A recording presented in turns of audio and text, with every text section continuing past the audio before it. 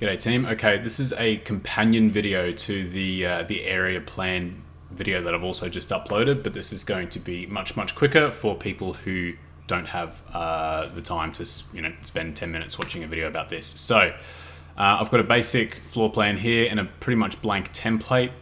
First thing we're going to want to do is make an area schedule. So new schedule and quantities, go gross building, because the area type is very important, then go OK. You're going to need the name of the area and the actual area itself for this schedule to be acceptable. Now we want to jump over to our sheet, change this from some crazy size to a reasonable size, and then drop the area schedule on there. Okay, now all we're missing is the area plan itself. So we'll go back to the ground floor plan, architecture, area plan. Now we want to change this to gross building because it's the same area type as the schedule we've just made, and then go OK. Automatically create boundaries is always a no from me.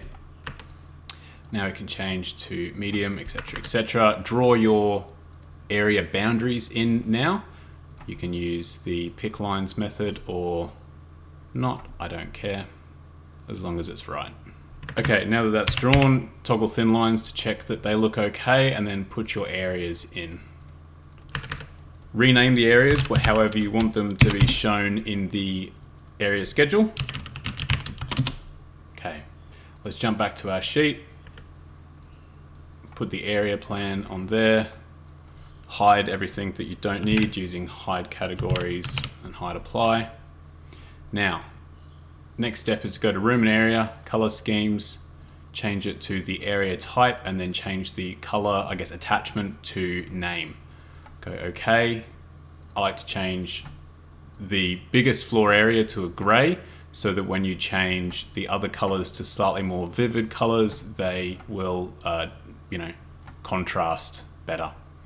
Go apply and OK, and that's all good that nothing happened there. What you need to go, the next step is annotate, color fill legend, click, and then make sure they're all gross area, go OK.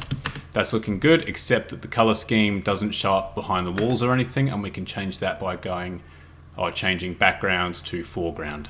And that's it, done. You can change things in the schedules, tidy that up a little bit, but whatever, that's the gist of it. I hope that's helped, and that's a very quick video for me. So if that was too fast, check out the other video that I've made because I go into a lot more detail about what I do and why, but this is more of a quick video. So yeah, hope you enjoyed. Thanks for watching. Cheers.